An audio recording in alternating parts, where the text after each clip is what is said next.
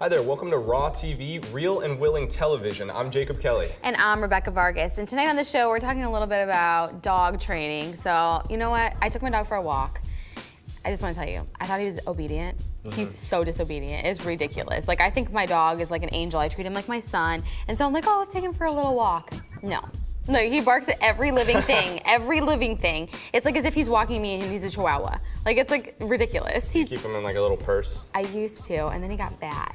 But, so I can't put him in that anymore. He's he's too not big. very well disciplined? No, he's not at all. Like, he will just start walking me like down the street. He barks at every living thing. Like, he doesn't listen at all. It was so embarrassing. Like, he was like ravenous. How old's your dog? He's only like two or three. Two? I was so embarrassed. And I thought I thought he was obedient, and he's not obedient at all. Oh, okay. Do you like dogs? So, I have a cat. My cat's name is Petrie. I don't like cats. Yeah, I'm sorry.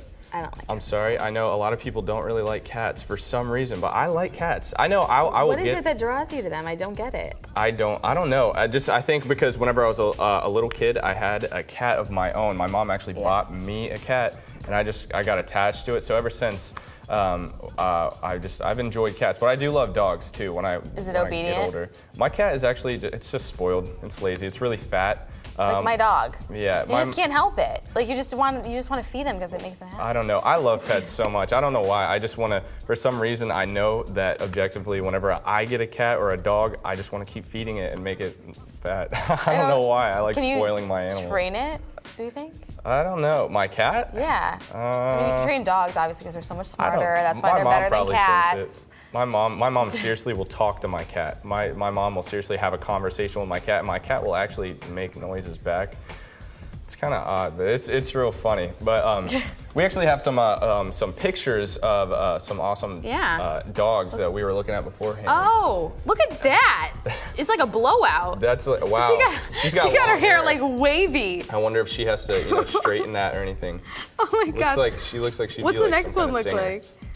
Oh yes. This reminds me of my dog, Really? Chihuahua. Have I you gotta ever get put him goggles those. on him? Yeah, I used to put clothes on him too. Really? Yeah, when he was skinny, but now he doesn't fit in anything. So, yeah, that's a big deal. That's really cute. Oh my goodness. What the heck? He's got dreads. Is that real? He's got dreads. What is that? That looks like one of those really old mops that you would, you would use to like mop up like floors. I can imagine a janitor just walking around with that. I can't even tell what kind of dog that is. I don't know. It looks fake. Oh. Do you like dressing up pets? Do you dress up your cat? Well, my cat would never allow it, but That's really I know that would. I definitely, if I have a dog, I would definitely try to dress up my dog. They're Halloween dogs. Halloween, probably. Halloween. They're cute. I love that. Well, that's cute, guys. We'll be right back.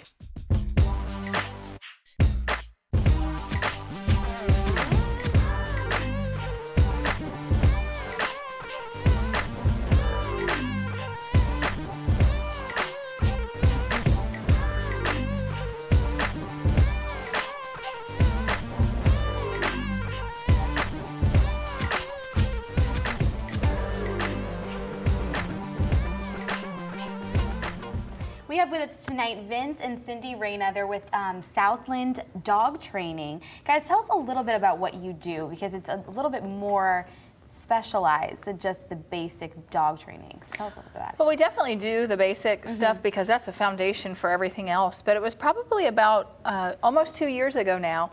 I take most of the phone calls, and I had two consecutive, probably two within 2 to 3 week period of time, but people asking if we could train dogs to do what we now call diabetes alert dog training.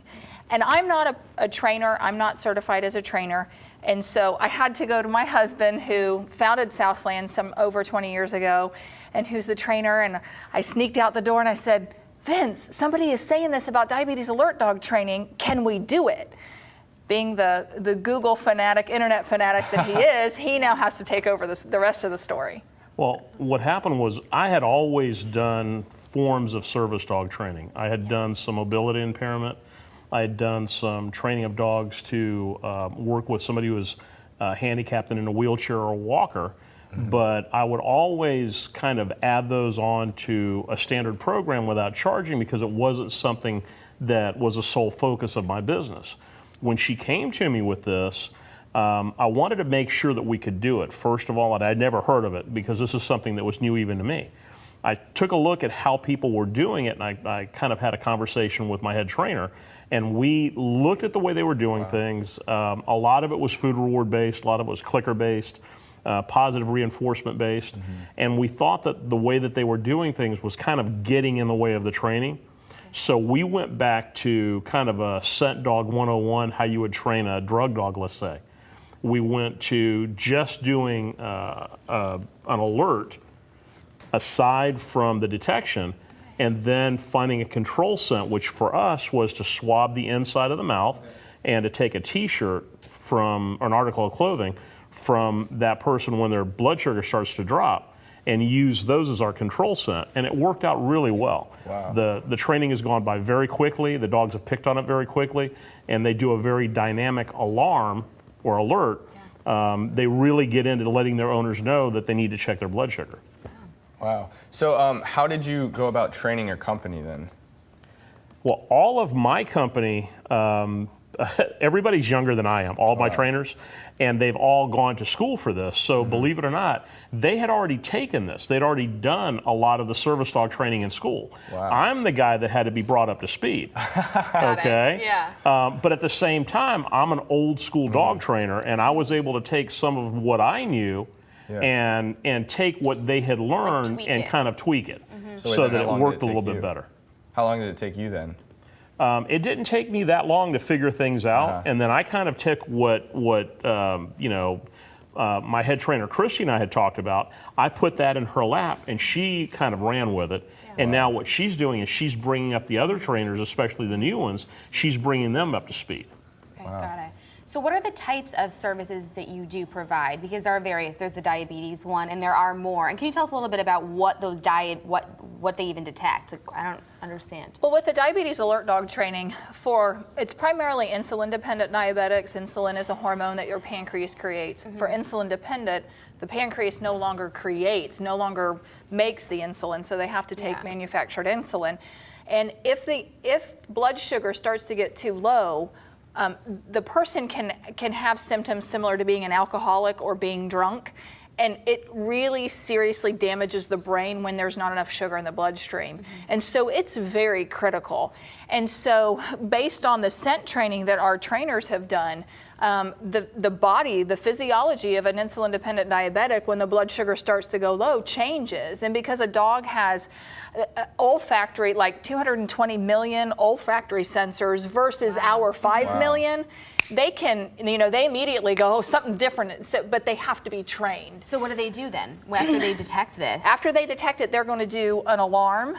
It's going to be barking, it's going to be pawing, it's going to be jumping, nudging. We've got one dog that figured out that when their owner is too far gone, the only way he can really get her to respond is by nibbling on her toes. So he stuck his head underneath the covers and started chewing on her toes, and that shot her out of the bed like a light. Crazy. And he figured that out on his own. So it's saving people's lives, technically. Exactly. That That's would have incredible. never even Exactly. known that they were. That's crazy. Wow. That's definitely, it's a real fascinating subject that we're talking about. And we're going to continue to talk more about this as we go throughout the show. So we'll be right back. The reasons why I called Southland Dog Training is because Rodeo needed more training. I wanted him to be a therapy dog, and he was not ready to be a therapy dog. He was just basically, at that point in time, a pretty good house pet, but not as good as I wanted him to be. I wanted Rodeo to be always in control and not be distracted. My focus, though, is with children. I would like to go into the school system and help low readers to improve their reading skills by teaching Rodeo, is how basically what they think. The child stops and pauses and actually thinks about what they're doing when they're reading. So they're using all those tools that they've been taught by their teacher, trying to teach the dog. Rodeo and I have had the chance to do informal therapy work. We went into a private home where she has 2 sons that are low readers, and she asked me if I would bring Rodeo for them to read to. And we basically spent 45 minutes, each child on separate days, and we had the child read a book, and basically they are pinpointing to each word, and they sit there calm because they're able to pet the dog whenever they get frustrated, and then they're able to sound out the words, and Rodeo just sits there and looks at them like they're the most important thing on earth. And it's just marvelous because it's really giving them the courage and confidence that they need to go on. And they become a teacher. And the mother is amazed. First of all, her children actually want to read a book. And this is something that she could not do all summer. And so, and even their teacher has noticed improvement in their reading skills, especially when they have to read out loud. They're not, they're sounding out words. They are not scared to read out loud. So it's giving them definitely the confidence that they needed. So this is definitely improvement. And so I think it's great that Rodeo has been so helpful to these two boys. I want to thank Southland Dog Training for bringing Rodeo and I to the zenith point of where we would like to be. Hi, welcome back, guys. We just watched a clip that was about specialized training for the therapeutic, but I just want to keep talking about this specialized training more in the psychological, more specified the PTSD training.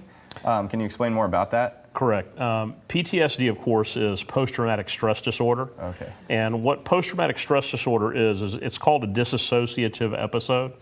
Basically, whether the post-traumatic stress stems from a wartime experience or whether it stems from a mugging, a rape, an accident, what have you, the person who is affected by it will remember something or be triggered to remember something, and all of a sudden their mind takes them back to that situation, even though they're awake and it's totally unrelated, in other words. A lot of times when it comes to a wartime episode, it may end up being that a loud noise or a flash of light can trigger it. When it comes to a mugging or a rape, it could be a certain person or it could be a certain sound. But what have you, what the dog does is the dog introduces something completely different that wasn't in that past experience. Okay. And so if you're in the middle of a battle that you're remembering and that you're living through that experience again, and all of a sudden your dog is licking you and cuddling you, there are no cuddly dogs. How does it sense that they're going it brings through this? them, exactly, it brings them back to reality because there were no cuddly dogs in that experience. Got it, yeah. So, but what I don't get is how do they sense that they're doing in this episode? Like, do they go in like a zombie state when they're facing PTSD, or? Well, okay, I'll put it to you this way. Just like a dog can tell whenever you're down, they can see the like change in your personality. Right. And so when you've got somebody who starts yelling, who wasn't yelling before, I've actually experienced this through somebody that I knew. A bolt of lightning hit really close to where we were at, and the next thing you know, he was underneath the table calling for a corpsman. Wow. And so, when you see that, that's totally different, and your dog can pick up on, that's not normal, and start to respond to that. Additionally, a lot of our customers are aware of what their triggers are. One customer called us who is a 911 survivor, 9/11 survivor, and so anytime she sees a plane, she goes in, and so we would then teach the dog, okay, if you see a plane, start licking, start, nudging.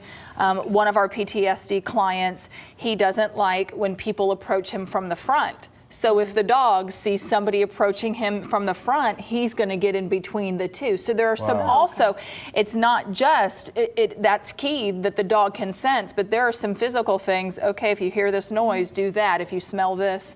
So there are some associations that way that we can very easily train the dog. But is the training foolproof? Have you faced any problems when you're doing the specialized style? Honestly, the biggest problem that we face in doing all of these different types of specialized training is finding dogs. Not every person's dog tests well for every bit of training that we do. And a lot of times they don't have dogs when they come to us, which means that we're constantly in touch with shelters and doing things to try to test dogs and get dogs into the program. Wow. So can only certain breeds work then in order to be trained for this detection? Like if we wanted to train her Chihuahua, could we do that? Well, not for something like mobility, because probably the puppy would get squished. But for things that wouldn't require your dog to jump up and turn on lights or things like that. But for like the scent training or PTSD or those types of service dog training or therapy, yeah, your dog would be fine. Wow. Would he first have to get obedience training? All of our dogs go through obedience training because they are service dogs. And that means you'd be able to take them with you pretty much everywhere. Yeah, well, Eddie would need obedience training first. But anyway, that was a great way to explain it, because I didn't understand the PTSD thing, and it's awesome because I never knew that even existed. So it's really cool. That's crazy that people... Well, we'll be right back, guys. This is Augie, and he is a Bouvier de Flanders. We love him a lot. He's a great addition to our family. We knew from the get-go with this breed, it was very important to get good training, and I felt the need, and because of my desire to further his training to be a diabetic alert dog, I felt the need to really get the groundwork done with his obedience. Augie, sit. I knew from bringing him home that I would like to try to do this diabetic alert dog training, not really knowing how to accomplish my goals, but after doing some research and realizing that it is a service dog that is available, I thought, why not try to do it myself? And I felt pretty confident in selecting a breed that was bright and certainly loyal, and I thought that those two things were a very good fit. Augie is very special, and we have trained him to alert me to low blood sugars. It just requires a lot of scent training that we've done with him, so we're very excited because he has taken on and become quite responsible, even at his young age of 2. He alerts me in an interesting way. He will nudge me, he will pull on my fingers, he will stay close to me until I respond to his alert. The first time he alerted me, I was not responsive to it. I knew what we had tried to train him to do, and then all of a sudden he was trying to alert me, and I thought, oh no, he's just playing. This is not working, but sure enough, he had it right on. And so I was very excited. We are very thankful to Southland for providing the training that was able to make this happen. Augie has changed my life in so many ways. Gives me more security, more confidence to certainly be out and about, and it's made me more diligent about being careful about my blood sugars and so on and so forth. So he's a great pal and couldn't be a better friend.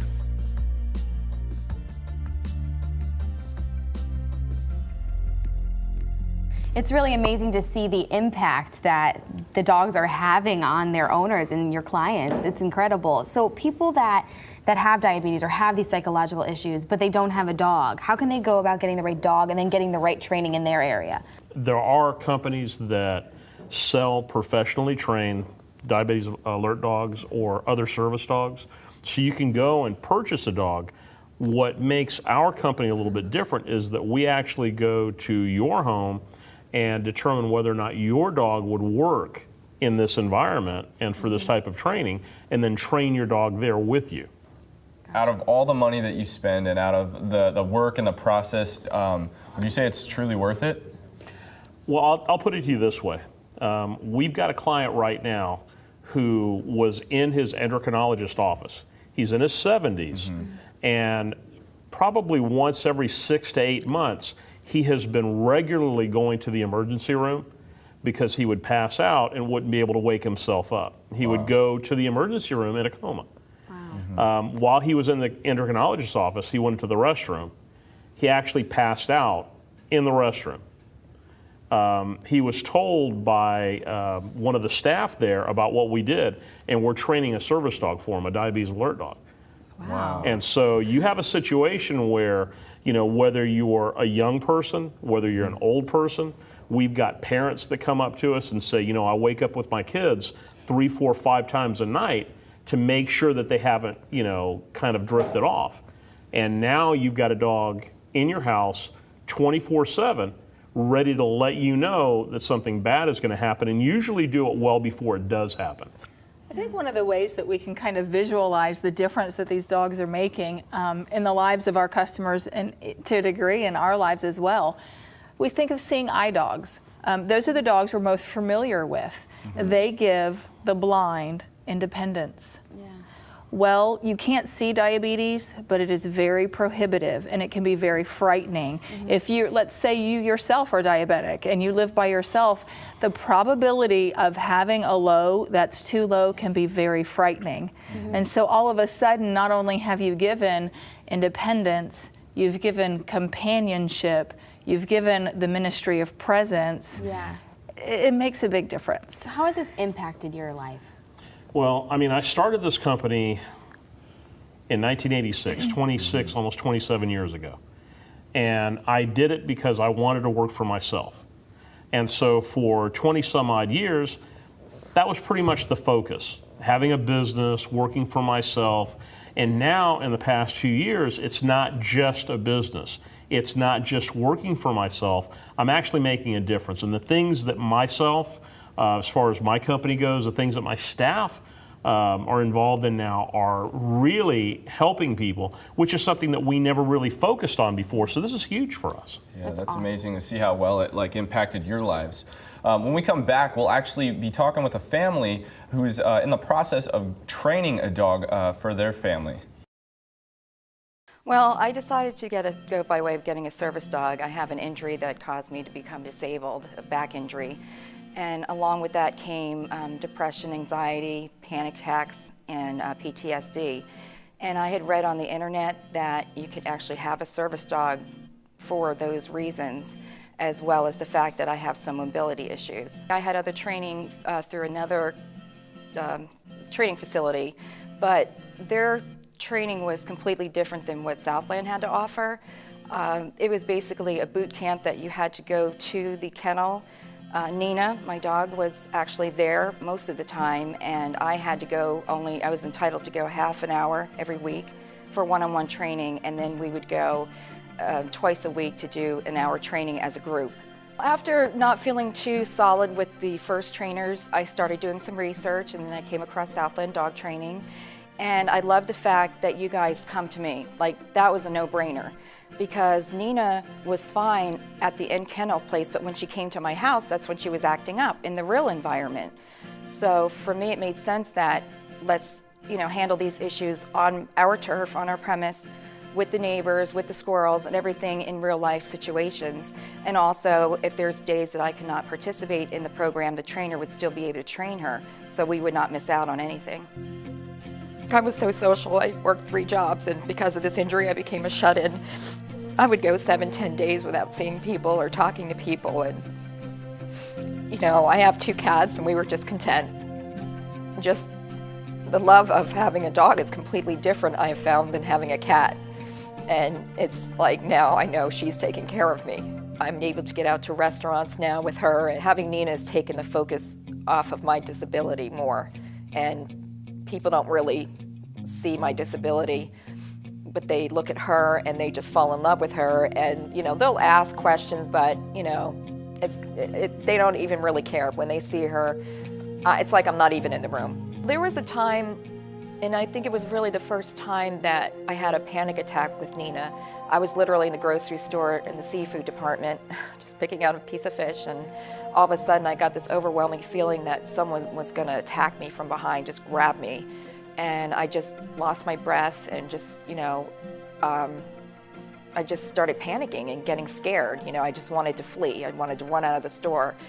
And instead, she just kind of came and stood right in front of me. And I was just rubbing on her ears, and she was like Velcro to my legs, and that just really comforted me. And then I was able to talk myself out of it and say everything's going to be okay. To be able to have her in my life, not just as a pet, but she's considered my medical device. that is just something so amazing. I've always wanted a dog, but I've always worked so hard I never had time. But now God's blessed me with this beautiful creature that I can take anywhere and everywhere with me. I just never knew this would be possible because of how aggressive Nina became. Now she's a social butterfly, and you know, everyone asks about her. She's got her own webpage now. But it's changed my life so much for the better, and I thank you guys so much. We're here with Casey Richardson and her son Trotter and Cooper. And tell us a little bit about your peanut allergy and how your dog is going to help with that. Cooper has a deathly allergy to peanuts. Wow. And my mom had an idea one day that we should train a dog or have someone else do it for us. And we got online, we found Southland Dog Training, and we started training right away. And basically what she'll be able to do when we're done is to go and sniff the food before he eats it. So we can actually know for sure, because there's a lot of foods that you don't realize have peanuts in them. Wow. So she'll be able to sniff the food before he eats it, or go into his classroom when he goes to school, check all the backpacks, make sure no one has any peanut butter and jelly sandwiches or just, you know, any type of peanut product in there. He's young. How old is Cooper? He's a little over a year and a half. So how did you guys figure out that he was allergic to peanuts? Because, I mean, he wouldn't be having peanuts right now. No. We actually, our first son was allergic to milk and eggs, so we were familiar with allergies. And then as soon as he was old enough, I asked the doctor, when can we have him tested? Yeah. And at 6 months, he accidentally ate a cereal bar that had strawberries and milk in it. Yeah. And his face swelled up, his lips swelled up, his eyes. Had hives everywhere, so we decided now was the time to go ahead and do it at 6 months. Find out. And when it came back, it was positive for the peanut and milk, egg. Wow. How long have you had your dog for? About 9 months. And she's still a puppy. She just turned 1. Okay. That's why she's not here today, because she's a little rambunctious still. She's a little. So what do you guys do right now in that area? You check everything and try and make sure. And have there been any problems? Have you guys? Oh yes, we definitely. I'm What like happens? I call myself the peanut Nazi. I'm really like I'm on it. Every time that we go out to eat, I have a book that has all the restaurants and it has all the food, like what's in their food, and I have it highlighted so that we can just pick out from that list and then go from there, because there's a lot of things that have milk that you don't realize. Wow. Same thing at the grocery store. It takes me, the first time I went, it took me 3 hours to find like 6 products that didn't have peanut or milk or. Is the dog right now in the process of being trained? Mm-hmm. How long is the process going to take? Usually takes about 3 to 4 months. 3 to 4 months. So when he's out, you're going to be able to take him around McDonald's and stuff like that with him? Yep, and she has, we wanted a smaller dog. We have a beagle, so that way, he's still so little, so obviously we take care of it, but. Don't leave. He's so cute. But yeah, so Daughter's she such a comes good with us, big and she brother. has a place that we sit her in, and that we Wow. say place, and she sits there. So would you suggest this for other people, even though it might be a little bit expensive? What would you say to those that might have a child that has the allergy? What would you say to them? I would say it's totally worth every penny. When it comes down to your kid's health and safety, there's no price on that. Right. So to know that, like, he goes to a daycare that's peanut free, and to know that when he goes to school he'll have Bailey, then that's comforting. It gives a parent comfort that there's no price on that. Well, thank you so much for sitting with us today, and we're really excited for you guys, and I can't wait to see what's going to happen with your dog. So cute. But thank you guys for watching Raw TV, and don't forget to Live it raw.